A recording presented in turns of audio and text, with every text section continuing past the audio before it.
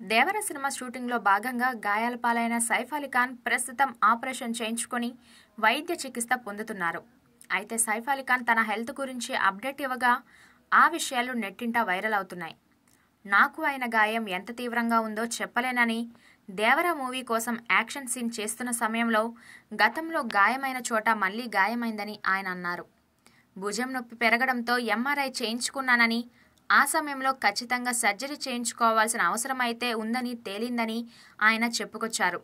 Surgery అనుకున్న విధంగా అనుకున్న సమయానికి చేయని పక్షంలో చేతిలో కొంత భాగం కోల్పోయేవాడినని సైఫ్ అలీ ఖాన్ అన్నారు.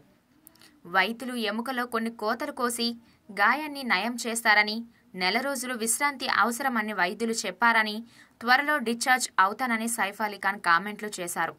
సైఫ్ అలీ ఖాన్ ఈ సినిమా కోసం 15 కోట్ల రూపాయల రేంజ్లో పారితోషికం తీసుకున్నారని తెలుస్తోంది.